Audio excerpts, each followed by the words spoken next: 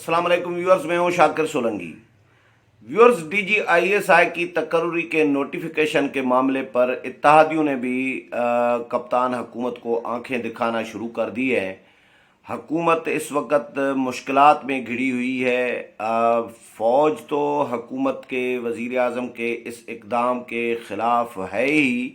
Opposition जमातें भी ख़िलाफ़ हैं और इस मामले पर भी ख़िलाफ़ हो गई हैं कि DGISI की तकर्री के नोटिफिकेशन को मुतनाज़ा क्यों बनाया हुआ है,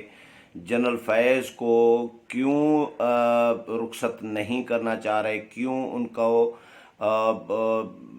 कोर कमांडर पेशावर की जो तैनाती हुई है उनको क्यों नहीं छोड़ना चाह रहे, जाने दे रहे, और नोटिफिकेशन नए DGISI जनरल नदीम अहमद अंजुम का क्यों नहीं कर रहे। इस पर मौलाना फजल रहमान भी अपना दो टोक मौक़िफ़ दे चुके हैं, मरियम नवाज़ भी अपना दो टोक मौक़िफ़ दे चुकी हैं, पीपल्स पार्टी अपना दो टोक मौक़िफ़ दे चुकी है। अब इत्तेहादियों ने भी हुकूमत को आड़े हाथों लिया है और हुकूमत को वाज़ेह पैगाम दे दिया है वज़ीर आज़म इमरान ख़ान को कि अगर आपने ये मामला सेट नहीं किया, मामला हल नहीं किया और आपने पंगा लिया है तो ये अब फौरी तौर पर हल होना चाहिए। अगर ऑप्शन आया कि इमरान ख़ान या फ़ौज, तो इत्तेहादी जो हैं, तीन बड़े इत्तेहादी हैं, चार हैं वैसे, चारों के चारों जो हैं पाक फ़ौज के साथ खड़े होंगे, इमरान ख़ान के साथ खड़े नहीं होंगे। इस मामले पर DGISI की तकर्री के मामले पर चारों जो बड़ी इत्तेहादी जमातें हैं उन्होंने हुकूमत को पैगाम दे दिया है। मुस्लिम लीग, काफ है, MQM है, GDA है, BAP है, ये चार बड़े इत्तेहादी हैं और चारों ने डायरेक्ट और इनडायरेक्टली कहा जा रहा है कि वज़ीर आज़म को पैगाम दे दिया है। जो पार्लिमानी पार्टी का मुश्तरका इजलास हुआ था इत्तेहादियों का और PTI का वज़ीर आज़म इमरान ख़ान की सदारत में 3-4 दिन पहले, उसमें भी जो इत्तेहादी है उन्होंने वज़ीर आज़म को पैगाम दिया है। उसके बाद जो है पैगाम रसानी भी हुई है, मुलाकातें भी, मुलाकातों का सिलसिला भी चल रहा है। तो उनमें वज़ीर आज़म को बिल्कुल क्लियर कट कहा गया है कि अगर आपने ये पंगा ख़त्म नहीं किया फ़ौज के साथ जो आपने लिया है, तो फिर हमारे पास ऑप्शन आया तो हम आपके साथ नहीं बल्कि फ़ौज के साथ खड़े रहेंगे। और ये आपने गैर ज़रूरी तौर पर जो है मसला पैदा किया हुआ है, इस मामले को मुतनाज़ा बनाया हुआ है। इत्तेहादी जमातें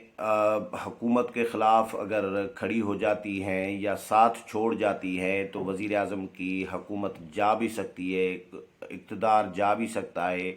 वज़ारत उज़्मा की कुर्सी भी जा सकती है, हुकूमत भी ख़त्म हो सकती है। तो इस नहज पर हुकूमत इस वक्त पहुंची हुई है कि उनकी जो कश्ती है हुकूमत के इक़्तिदार की, वो हिचकोले खा रही है, वो डूबने अभी के करीब है समझ लें। क्योंकि MQM साथ छोड़ जाए, इनके पास मरकज़ में कौमी असम्बली में चंद वोटों पे हुकूमत खड़ी है और जो अपोजिशन की जमातें तहरीक अदम एतमाद की ख़िलाफ़ थीं, बिलावल भुट्टो ज़रदारी और पीपल्स पार्टी नून लीग को, मौलाना को ये कहते रहे हैं कि तहरीक अदम एतमाद लाएँ, बुज़दार के ख़िलाफ़, इमरान ख़ान के ख़िलाफ़। वो तहरीक अदम एतमाद के हक़ में नहीं थे, लेकिन अब तहरीक अदम एतमाद के लिए भी डिस्कशन, एक माहौल क्रिएट शुरू हो गया है। मुझे इतना मालूम है कि जो बलूचिस्तान में तहरीक अदम एतमाद जमा हुई थी अपोजिशन की तरफ से जाम कमाल के ख़िलाफ़, तो मौलाना फजल रहमान ने उसको भी नापसंदीदगी का इज़हार किया था कि भाई हमारी पॉलिसी तहरीक अदम एतमाद की है ही नहीं, हमारा टारगेट ही नहीं है तहरीक अदम एतमाद के ज़रिए इन हाउस तब्दीली करना, एक को हटा के दूसरे को मुकर्रर करना, ये हमारा हदफ नहीं है। हमारा हदफ है नए सिरे से इंतखाबात कराए जाएँ, शफाफ इंतखाबात कराए जाएँ, उनमें मुदाखलत ख़त्म की जाए, इदारों की, फ़ौज की, ISI की, एजेंसियों की वो मुदाखलत नहीं होनी चाहिए। ये हमारे अहदाफ है, इन हाउस तब्दीली नहीं है हमारा हदफ। आपको याद होगा कि मौलाना फजल रहमान ने उन दिनों में जब ये तहरीक अदम एतमाद जाम कमाल के ख़िलाफ़ अपोजिशन ने जमा कराई थी तो मौलाना से सवाल हुआ था کہ مولانا بلوچستان میں تحریک عدم اعتماد آئی ہے تو آپ کیا کہیں گے؟ تو مولانا نے کہا تھا کہ مجھے نہیں معلوم کہ کیا ہو رہا ہے، تحریک عدم اعتماد آئی ہے اور کیا کس نے جمع کرائی ہے۔ تو مولانا سے مشاورت نہیں کی گئی تھی۔ میری مولانا سے ملاقات بھی ہوئی تھی کچھ دن پہلے اسلام آباد میں، تو مولانا سے میں نے معلوم کیا تھا تو میرے ساتھ بھی انہوں نے یہی بات کی تھی کہ یعنی ناپسندیدگی کا اظہار کیا تھا کہ اگر مولانا سے مشاورت کی جاتی تو مولانا اس کے حق میں بالکل نہیں تھے کہ تحریک عدم اعتماد لا کر اور ان ہاؤس تبدیلی کی جائے۔ ان ہاؤس تبدیلی سے اپوزیشن کی صحت پہ کوئی فرق پڑنا نہیں ہے، اپوزیشن کا کوئی فائدہ ہونا نہیں ہے، عوام کا کوئی فائدہ ہونا نہیں ہے، اس لیے وہ تحریک عدم اعتماد میں انٹرسٹڈ نہیں تھے۔ اور مولانا نے کہا کہ یہ لوکل سطح پہ یعنی جے یو آئی کی مقامی قیادت اور بی این پی مینگل اور ان لوگوں نے مشاورت کر کے تحریک عدم اعتماد جمع تو کرا دی ہے، لیکن وہ واپس ہو گئی تھی تو دوبارہ اپوزیشن نے جمع نہیں کرائی تھی۔ آپ کو یہ بھی نوٹ کرنے والی بات ہے کہ اپوزیشن نے اس لیے دوبارہ جمع نہیں کرائی کیونکہ مرکز ان کا جو تھا یعنی مولانا فضل الرحمان اس کے حق میں نہیں تھے۔ لیکن اب اپوزیشن کو بھی یہ میسج کنوے کیا جا رہا ہے کہ تحریک عدم اعتماد عمران خان کے خلاف آ بھی سکتی ہے، کیونکہ مریم نواز نے گزشتہ روز جو باتیں کی ہیں حکومت کے جانے کے حوالے سے، حکومت کے خاتمے کے حوالے سے، وہ بہت معنی خیز ہیں، بہت ان کو اہمیت کی نگاہ سے دیکھا جا رہا ہے کہ کیا ہونے جا رہا ہے وفاقی حکومت میں، اور عمران خان کا اقتدار، عمران خان کی وزارت عظمیٰ جا بھی سکتی ہے، کیونکہ اپوزیشن کی یہ دونوں بڑی جماعتیں بلکہ تینوں بڑی جماعتیں Noon League, Peoples Party, J U I, یہ ساری کی ساری وزیر اعظم کے اس جو معاملہ ہے یا یہ جو اقدام ہے D G I S I کی تقرری کا نوٹیفیکیشن جاری نہ کرنے والا، اس کی حمایت نہیں کر رہی، اس کی بالکل کلیئر کٹ مخالف ہو گئی ہے۔ مولانا فضل الرحمان نے تو یہ واضح الفاظ میں یہ کہا تھا کہ وزیر اعظم کو معاملات کو اس لیول پر فوج کے معاملات میں اتنی مداخلت نہیں کرنی چاہیے کہ نظام ہی متاثر ہو، یعنی وزیر اعظم کو نہیں کرنی چاہیے۔ فوج کا ایک اپنا سسٹم ہے، اپنا ایک نظام ہے، اس کے تحت انہوں نے تقرریاں اور تبادلے کیے ہیں۔ اب مسئلہ جنرل فیض اور عمران خان کا ہے۔ عمران خان صاحب جنرل فیض کو رخصت کرنا نہیں چاہتے، وہ ان کو D G I S I دیکھنا چاہتے ہیں مزید، کیونکہ عمران خان سمجھ رہے ہیں کہ بھئی میری بقا، میری حکومت کی بقا اور میرے آئندہ جو ٹرم ہے 2022-23 کے بعد، وہ بھی جنرل فیض مجھے دلوا سکتے ہیں۔ جنرل فیض پر الزامات تو ہیں نا، مریم نواز نے پٹیشن دائر کی ہوئی ہے اسلام آباد ہائی کورٹ میں، مریم نواز نے پریس کانفرنسز کی ہیں، جنرل فیض پر الزامات لگائے ہیں، میاں نواز شریف جنرل فیض پر الزامات لگا چکے ہیں کہ جی انہوں نے 2018 کا انتخاب ہمیں ہروایا، انہوں نے چوری کر کے عمران خان کو دے دیا۔ گزشتہ روز فیصل آباد میں جو پی ڈی ایم کا جلسہ تھا اس میں نعرے بازی بھی ہوئی ہے، جنرل فیض کے حوالے سے کہا گیا ہے کہ وہ چارج چھوڑ دیں، تو یہ نعرے بھی مجھے کسی دوست نے جو فیصل آباد جلسے میں موجود تھے انہوں نے یہ بتایا ہے۔ تو معاملہ سیریس ہے۔ اب حکومت کے لیے پہلے تو صرف فوج اور اپوزیشن خلاف تھی، اور فوج نے تو بائیکاٹ بھی کیا ہوا ہے، غیر اعلانیہ بائیکاٹ آپ اس کو کہہ سکتے ہیں، کہ ملاقاتیں بند کر دی ہیں حکومتی عہدیداروں کے ساتھ، حکومتی وزراء کے ساتھ۔ 4 وزراء کو واپس کر دیا گیا، جی ایچ کیو جانے لگے تھے، راستے میں تھے، راستے سے ان کو واپس کر دیا گیا کہ جی آرمی چیف اویلیبل نہیں ہے، یعنی آرمی چیف نے ان کو انڈائریکٹلی ملاقات سے انکار ہی کر دیا۔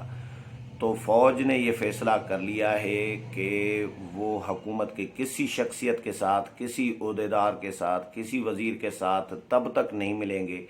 جب تک عمران خان صاحب جو ہے نئے D G I S I کی تقرری کا نوٹیفیکیشن نہیں کرتے۔ جو فوج نے ایک دفعہ ان کو نام بھیج دیا ہوا ہے تو اسی پر ہی فوج قائم ہے، اور فوج اب مزید کہنے والا کام سلسلہ جو ہے وہ انہوں نے بند کر دیا ہے، حکومت کے ساتھ رابطے بھی بند کر دیے ہیں، ملاقاتیں بھی بند کر دیے ہیں۔ تو فوج تو خلاف ایک تھی ہی، لیکن اب ظاہر ہے یہ جو اتحادی ہیں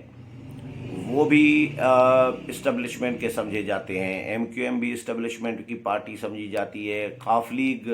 بھی اسٹیبلشمنٹ کی پارٹی سمجھی جاتی ہے, جی ڈی اے بھی اسٹیبلشمنٹ کا بنایا ہوا اتحاد سمجھا جا رہا ہے, بی اے پی بلوچستان عوامی پارٹی وہ بھی اسٹیبلشمنٹ کا بنایا ہوا اتحاد سمجھا جا رہا ہے. تو آپ سمجھ سکتے ہیں تو یہ جماعتیں عمران خان کے ساتھ کیوں کھڑی ہوں گی. جو اسٹیبلشمنٹ کی جماعتیں ہیں یا جن کے بارے میں اسٹیبلشمنٹ کی جماعتیں ہونے کا تاثر ہے, ایک پہلے دن سے ہے, یہ کوئی آج کل میں نہیں ہوا. تو یا فنکشنل لیگ بھی ہے جو وہ جی ڈی اے میں ہے, functional league G D A میں شامل ہے. تو یہ ساری جماعتیں جو اسٹیبلشمنٹ کی سمجھی جاتی ہیں تو وہ اسٹیبلشمنٹ کے ساتھ ہی کھڑی ہوں گی, عمران خان کے ساتھ تو کھڑی نہیں ہوں گی. تو عمران خان اس وقت تنہا ہوتے جا رہے ہیں, اور پہلے چلے اتحادی فوج یہ سب ساتھ تھے اسی لیے نظام چل رہا تھا جیسا تیسا, لیکن اب یہ سارے کے سارے ساتھ چھوڑتے جا رہے ہیں. اور پی ٹی آئی کے اندر بھی معاملات گڑبڑ شروع سے ہیں, بڑے عرصے سے ہیں. جو راجہ ریاض اور یہ جہانگیر ترین گروپ جو ہے, آپ کو یاد ہوگا سینٹ کا الیکشن حفیظ شیخ عمران خان کے جو امیدوار تھے وہ ہار گئے تھے,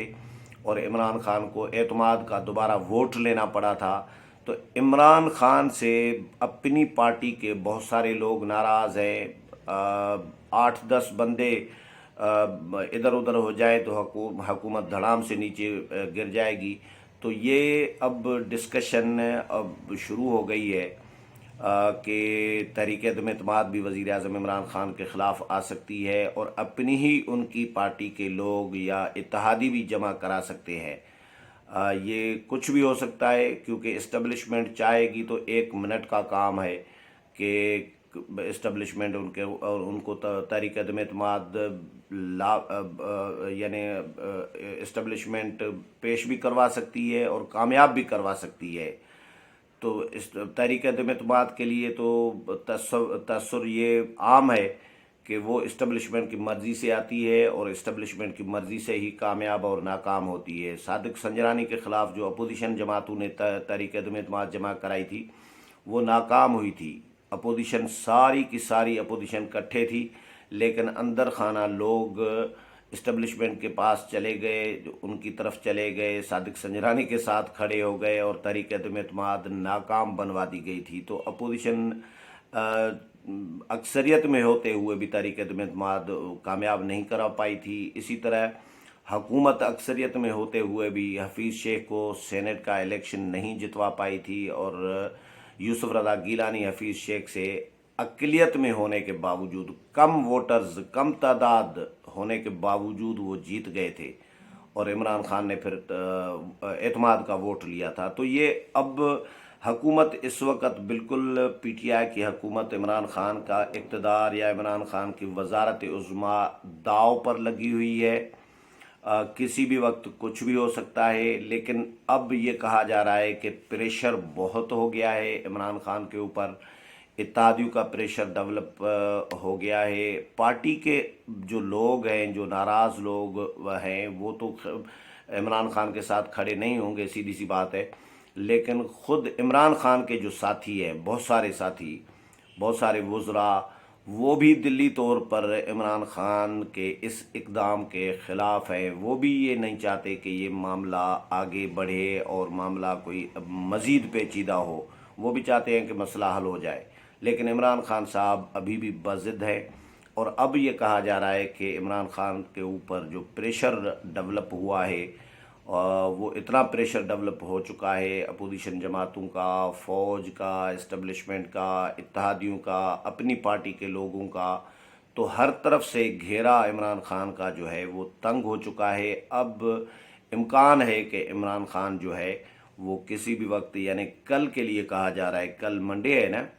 تو کل منڈے کو کہا جا رہا ہے کہ نوٹیفیکیشن آ سکتا ہے. واقعی آئے گا نوٹیفیکیشن, یہ کچھ نہیں کہا جا سکتا, کیونکہ عمران خان صاحب یو ٹرن لینے کے بھی ماہر ہیں, ان کی کوئی زبان نہیں ہوتی، پی ٹی آئی کے حکمرانوں کی ان کا کوئی کمٹمنٹ نہیں ہوتی، یہ مکرتے دیر نہیں کرتے کسی کے ساتھ، یہ تحریری ایگریمنٹ سے بھی مکر سکتے ہیں، کچھ بھی کر سکتے ہیں۔ تو یہ کیونکہ یہ 10-12 دنوں سے تو روزانہ کی بنیاد پر یہی چل رہا ہے نا، لالی پاپ چل رہا ہے کہ جی آج کریں گے، کل کریں گے، شام کو ہو جائے گا، کسی بھی وقت ہو جائے گا۔ یہ سلسلہ 10-12 دن سے 10-11 دن سے مسلسل اسی طرح ہی چلایا جا رہا ہے۔ تو اب یہ خبر بھی دی گئی ہے کہ جی چلوائی گئی ہے کہ جی کل منڈے کو کسی بھی وقت نوٹیفیکیشن آ سکتا ہے۔ تو ایک طرف تحریک عدم اعتماد کی بھی خبریں اٹھنا شروع ہو گئی ہے، آنا شروع ہو گئی ہیں کہ وزیر اعظم کے خلاف تحریک عدم اعتماد بھی آ سکتی ہے،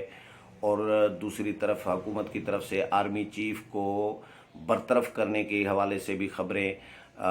مارکیٹ میں پھیلائی جا رہی ہیں۔ تو یہ ایک کشمکش کی ایک صورتحال اس وقت بنی ہوئی ہے، اور کشیدگی جتنا حکومت اس کو